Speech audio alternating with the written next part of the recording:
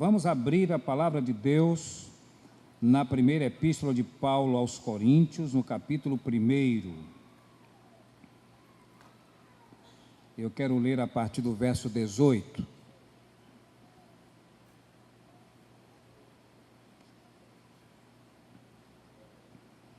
Primeiro aos Coríntios, capítulo 1, a partir do verso 18. Pois a palavra da cruz é insensatez para os que estão perecendo, mas para nós que estamos sendo salvos é o poder de Deus. Pois está escrito: destruirei a sabedoria dos sábios e anularei a inteligência dos inteligentes. Onde está o sábio? Onde está o instruído? Onde está o questionador desta era? Por acaso Deus não tornou absurda a lógica deste mundo? Visto que na sabedoria de Deus o mundo por sua própria sabedoria não o conheceu, foi do agrado de Deus salvar os que creem por meio do absurdo da pregação. Pois enquanto os judeus pedem sinais e os gregos buscam sabedoria, nós pregamos Cristo crucificado, que é motivo de escândalo para os judeus e absurdo para os gentios.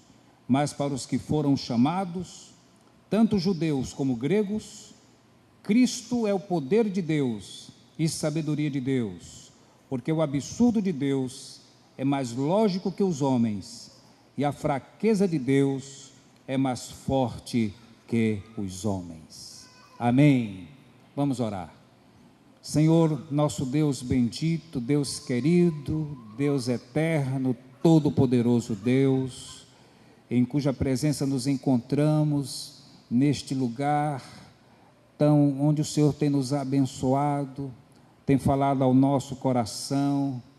Recebe a gratidão dos nossos corações por esses momentos preciosos em Tua presença. E agora, abre o nosso entendimento e prepara o nosso coração como uma terra adubada para receber a Tua semente, a semente do Evangelho.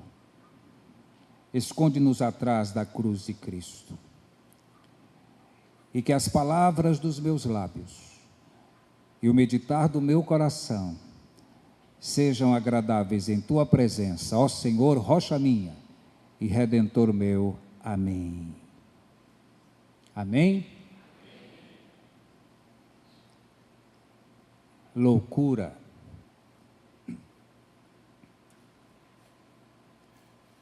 O apóstolo Paulo, na sua epístola aos Coríntios, diz que Deus resolveu salvar o mundo pela loucura da pregação. Nós não conseguimos entender esta coisa absurda, esta coisa louca. Como é que Deus se digna em salvar homens e mulheres tão pecadores? Que amor é esse? Eu quero usar uma metáfora hoje à noite para tentar levar os irmãos a entender esta loucura de Deus, que na expressão do apóstolo Paulo é mais sábia do que os homens. Imagine que um assaltante invada uma casa de um homem justo, piedoso, temente a Deus, e ele mata a esposa daquele homem e todos os filhos dele.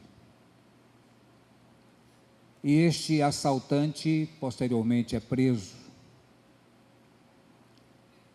E imagine aquele homem que perdeu a sua querida esposa e os seus queridos filhos e se vê diante daquele criminoso.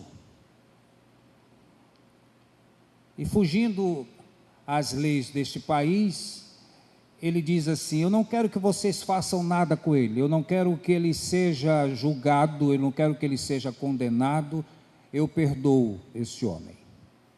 Eu não quero que façam nada com ele. E alguém poderia dizer assim: mas isso é um absurdo. O seu amor, que injustiça é essa? Que leva o Senhor a amar um criminoso mais do que sua mulher e seus filhos? Que critério de justiça é esse que leva o Senhor a absolver alguém que lhe fez tanto mal, em detrimento de um criminoso que poderá voltar a delinquir, a praticar outros crimes, outros delitos? Isso é um escândalo. Como é que seus familiares mortos, inocentes, poderiam se sentir, se pudessem ver esta cena, de o Senhor sequer lutar para que a justiça seja feita com este criminoso? Não é um escândalo isso? Agora você procura entender o outro escândalo.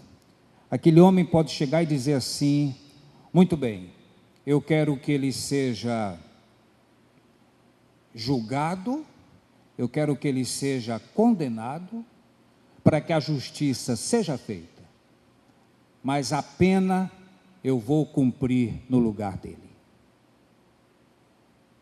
Este amor não anula a justiça, e a justiça não anula o amor. Agora pensem bem, não foi exatamente isso que Deus fez em Cristo? Não foi isso que Deus fez por nós? Deus é justiça, a Bíblia nos ensina isso, e Deus é santo. E se Deus é justiça, se Deus é santo, mas diz que Ele é amor, a justiça não sacrifica o amor, nem o amor anula a justiça. Como conciliar essas coisas? E o apóstolo Paulo agora, já não é na primeira epístola aos Coríntios, ele vai para a sua segunda epístola, para tentar explicar isso, não aos corintianos, mas aos coríntios, e aos cristãos de todas as épocas, porque aqui está a chave de todo o Novo Testamento. Lá na segunda epístola de Paulo, no capítulo 5, o apóstolo Paulo vai nos ensinar isso. Ele vai dizer: pois Deus estava em Cristo, no verso 19, reconciliando consigo mesmo o mundo, não levando em conta as transgressões dos homens, e nos encarregou da mensagem da reconciliação. Deus estava em Cristo. Então vejam bem, Deus é justo, é santo, é bom, e um crime foi praticado, o pecado invadiu o mundo. Como é que Deus vai passar a mão na cabeça do pecador e deixar que ele vá e siga impune? Deus não pode fazer isso. Até porque o céu, para onde vão os pecadores lavados pelo sangue precioso de Jesus, não é antro, não é albergue, não entra coisa impura, não entra coisa contaminada, só entra nos céus que foram lavados no sangue do Cordeiro, porque Deus é justo. Mas Deus fez isso. Então o que foi que Deus fez? Deus enviou seu Filho, para que a justiça fosse feita, porque Deus não podia deixar o pecado impune, não podia deixar o pecador impune. Então o que foi que Deus fez em Cristo? Ele veio nos reconciliar com o Pai. O pecado é um crime de lesa majestade. Qualquer pecado que cometemos agride o coração do Deus santo, justo. Então Jesus veio como aquele cordeiro, como aquele arquétipo, aquele tipo, aquela tipologia do Velho Testamento, do cordeiro sem defeito, que o sangue precisava ser derramado pela expiação dos pecados do povo. No Velho Testamento aquele cordeiro era sem defeito. Então Cristo vem e se torna esse cordeiro. O profeta Isaías diz que, falando de Jesus, como um cordeiro foi levado ao matadouro, e como ovelha muda perante os seus tosqueadores, ele não abriu a sua boca. E lá no Novo Testamento vem João o Batista e diz: eis o Cordeiro de Deus que tira o pecado do mundo. Eis o Cordeiro de Deus. Então Cristo veio para ser este Cordeiro. Então o que Cristo fez, nos diz o apóstolo Paulo? Cristo veio e nos substituiu, cumpriu a justiça de Deus, porque o pecado não poderia ficar impune, E ao cumprir essa justiça de Deus, Ele nos substituiu, cumpriu a pena em nosso lugar. E é por isso que o apóstolo Paulo diz no versículo 21 da segunda epístola, no capítulo 5, daquele que não tinha pecado. Deus fez um sacrifício pelo pecado em nosso favor, para que nele fôssemos feitos justiça de Deus. Há uma tradução que eu gosto mais: aquele que não tinha pecado, Deus o fez pecado em nosso lugar, para que nele, em Cristo, fôssemos feitos justiça de Deus. Deus precisava ser desagravado. O pecado da humanidade não podia ficar impune. Então vem o Filho e nos reconcilia com o Pai, pelo seu próprio sacrifício na cruz do Calvário. Ou seja, alguém precisa pagar por isso. Alguém precisa pagar pelo pecado da humanidade. E Cristo veio, foi preso, foi julgado, foi condenado e foi até a cruz em nosso lugar. Então, se você quiser saber uma definição de amor, não corra para o dicionário Aurélio, corra para a Bíblia, porque a Bíblia diz: Deus prova o seu amor para conosco, em que Cristo morreu por nós, sendo nós ainda pecadores. Meus irmãos, eu gosto muito daquela oração de Lutero. Eu procuro fazê-la vez por outra. Lutero ainda era um monge, e havia um amigo, um colega monge, que lutava desesperadamente com os seus próprios pecados, e ele não conseguia viver a vida cristã, uma vida vitoriosa, e ele confessou isso a Lutero, que ainda era um monge católico. E Lutero então disse para o seu amigo monge: aprenda a orar e cantar a Jesus e este crucificado, e diga para Jesus o seguinte: tu és a minha justiça e eu sou o teu pecado. Tu és a minha justiça e eu sou o teu pecado.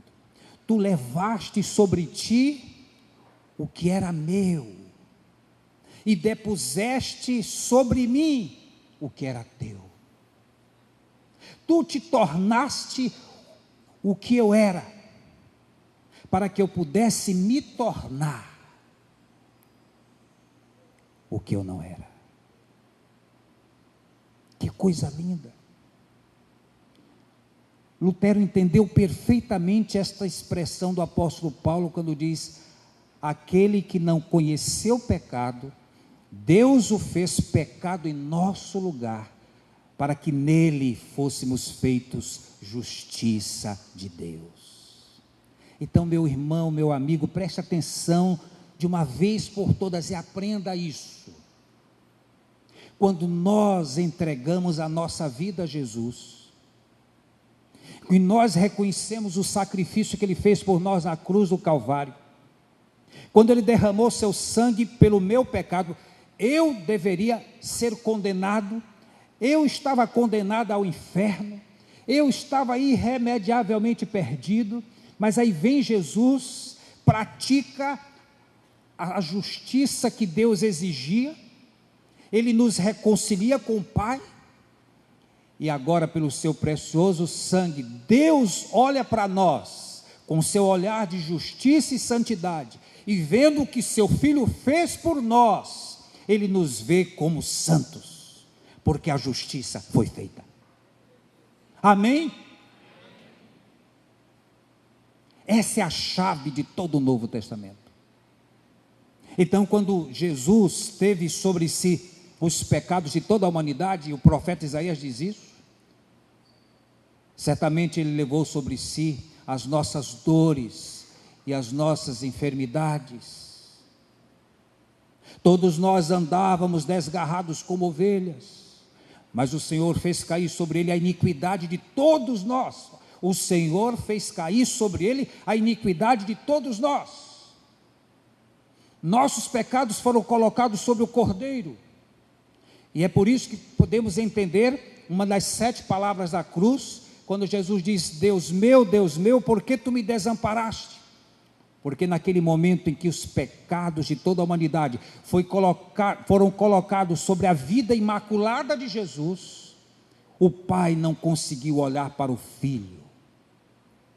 Meus irmãos, percebam, quando nós pecamos contra Deus, nós agredimos, é um pecado de lesa majestade, e nós só não estamos perdidos, porque um dia nós depositamos a nossa confiança naquele que cumpriu a justiça de Deus, para que nele, em Cristo, fôssemos feitos justiça de Deus.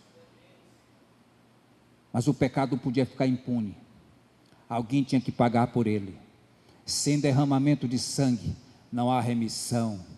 Isso era feito no Velho Testamento, e no Novo Testamento o sangue precioso do Cordeiro foi derramado por nós. É por isso que o apóstolo Pedro diz: sabendo que não foi mediante coisas corruptíveis, como a prata ou ouro, que fostes resgatados da vossa vã maneira de dizer, que por tradição herdastes dos vossos pais, mas pelo precioso sangue, o sangue de um cordeiro sem defeito e sem mácula, o sangue de Cristo. O sangue de Cristo. Há um velho hino do cantor cristão, que nós cantávamos há muitos anos, aqui talvez só a irmã Emília se lembre, que dizia assim: o sangue de Jesus me lavou, me lavou.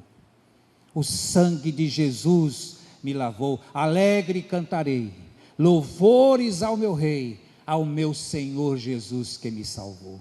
E há um outro hino do cantor cristão que dizia: eis a escrava resgatada, grande preço Cristo deu, não foi ouro nem foi prata, foi o sangue que verteu. Então, meus queridos irmãos, quando a igreja de Jesus se reúne em adoração ao Filho, que cumpriu a justiça de Deus, para que nele fôssemos feitos justiça de Deus. Então ele olha para mim e para você, e ele vê em nós pessoas que foram lavadas pelo sangue do Cordeiro. Se fosse olhar de outra forma, estaremos todos perdidos. É por isso que o salmista diz: se contemplares a iniquidade, quem subsistirá, ó Deus? Se atentares para o pecado, quem subsistirá? Parece que o salmista já conhecia aquela música de Bezerra da Silva: se gritar, pega ladrão, não fica um, meu irmão. A Bíblia diz: todos pecaram e carecem da glória de Deus. Não há um justo, não há um sequer. Portanto, meus irmãos, sabe qual é a participação do pecador na salvação? Nenhuma. Apenas reconhecer o seu pecado e dizer, como Lutero ensinou ao seu colega monge: tu levaste sobre ti o meu pecado. Tu levaste sobre ti o que eu era e depuseste sobre mim o que eu não era. Meus queridos irmãos, se nós entendermos isso, nós podemos viver a vida cristã em novidade de vida. É por isso que Paulo diz: se alguém está em Cristo, é nova criatura é, as coisas velhas já passaram, eis que tudo se fez novo. Então o diabo pode falar a você: e o seu passado? O meu passado foi lavado no sangue de Jesus, o meu passado foi jogado no mar do esquecimento, o meu passado foi jogado lá nas profundezas do mar, como nos diz o profeta Miqueias. O meu passado foi jogado às costas do nosso Deus, como nos diz o profeta Isaías. O cristão não tem passado, o cristão só tem futuro, e o seu futuro, a palavra de Deus ensina qual é. Um dia nós estaremos reunidos com o Cordeiro, um dia nós vamos partir para a eternidade, e um dia nós vamos nos encontrar com aquele que nos salvou. E talvez você queira ver os sinais dos cravos nas mãos e nos pés. E no dia que eu partir, e que eu me encontrar o Salvador, eu quero beijar as mãos dele. Mãos que foram cravadas na cruz, pelo meu pecado, para que eu me tornasse justiça de Deus. Não foi à toa que o apóstolo Paulo, quando escreveu a sua primeira carta aos Coríntios, disse que isso era loucura, isso é um absurdo. Quem é que pode entender? Como é que um homem e uma mulher do século 21 pode entender um absurdo desse? Mas o apóstolo Paulo disse que aprove a Deus salvar os que creem pela loucura da pregação. Tanto gregos como judeus são salvos quando conseguem entender esta loucura de Deus, de dar o seu próprio filho em sacrifício, em propiciação pelos nossos pecados. Nós não merecemos absolutamente nada, mas ele nos amou e deu prova disso. Então, quando você sair daqui hoje, saia com o coração cheio de gratidão, porque você só está aqui hoje, porque um dia, Jesus morreu na cruz, e o seu precioso sangue foi derramado pela minha redenção, pela sua redenção, não pelos nossos méritos, nós não temos nenhum. Você pode dizer assim, mas eu pago os meus impostos, meu nome não está no Serasa, nunca tive uma ação na justiça, nunca fui réu em processo, sou um cidadão de bem, dou as minhas esmolas, entrego o meu dízimo na igreja, já estou participando até da campanha de colocar as poltronas na igreja Batista do Calhau.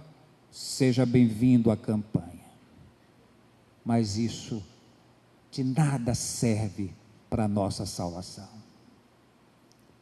Nós não participamos com obra alguma para a nossa salvação. Nós só podemos ser salvos pela graça de Jesus, pelo seu precioso sangue que foi derramado, e quando eu creio neste sacrifício, e eu entrego a Ele a minha vida, e aí eu posso dizer que Jesus é o meu Senhor e o meu Salvador, e nada neste mundo poderá nos tirar disso, tirar este prêmio que nós alcançamos, no momento em que nós entregamos a nossa vida a Jesus. E aí, já em outra carta, o apóstolo Paulo aos Romanos, no capítulo 8, ele vai dizer, nada poderá nos separar do amor de Deus, será tribulação ou angústia, ou perseguição, ou fome, ou nudez, ou espada, por amor de ti, somos entregues à morte o dia todo. Quem nos separará do amor de Cristo? Será tribulação, angústia, perseguição, fome, nudez ou espada? Mas em todas estas coisas, porém, somos mais do que vencedores, por meio daquele que nos amou, porque eu estou bem certo de que nem a morte, nem a vida, nem as coisas do presente, nem do porvir, nem altura, nem profundidade, nem principados, nem potestades, nem qualquer outra criatura nos poderá separar do amor de Deus que está em Cristo Jesus nosso Senhor. Um grande teólogo disse certa vez, nós somos salvos eficientemente pela graça, meritoriamente por Cristo, instrumentalmente pela fé e evidencialmente pelas obras. Que frase notável, que reflete exatamente esta redenção plena que Deus em Cristo efetuou por nós de uma vez por todas. Há uma palavra grega que aparece muito na epístola aos Hebreus, que é a palavra rapax, não é rapaz, é rapax, que significa de uma vez por todas. E quando o escritor aos Hebreus, que nós não sabemos quem foi, nos informa que Cristo entrou no Santíssimo Lugar de uma vez por todas, tendo efetuado tão grande salvação. Significa dizer que Cristo morreu uma única vez, o justo pelos injustos, diz o apóstolo Pedro, para nos levar a Deus, e pelas suas pisaduras fomos sarados. Significa dizer que o sacrifício de Jesus foi uma única vez, plena, um sacrifício pleno, total, irrevogável, irreversível. Cristo morreu uma única vez pelos nossos pecados. Então a salvação acontece uma única vez. Nós não somos salvos todas as vezes que nos arrependemos. Nós somos salvos de uma vez por todas, porque o sacrifício é único. Mas todos os dias temos que nos arrepender dos nossos erros, das nossas palavras, das nossas ações, mas a salvação já nos foi outorgada de uma vez por todas pelo sacrifício pleno de Jesus, quando nos fez justiça dele. É por isso que podemos sair daqui hoje com o nosso coração transbordando de alegria, de amor ao Redentor Jesus, que deu a sua vida por nós. Aquele que não conheceu pecado, aquele que não teve pecado, Deus o fez pecado em nosso lugar, para que nele fôssemos feitos justiça de Deus. Amém? Vamos curvar as nossas cabeças em oração.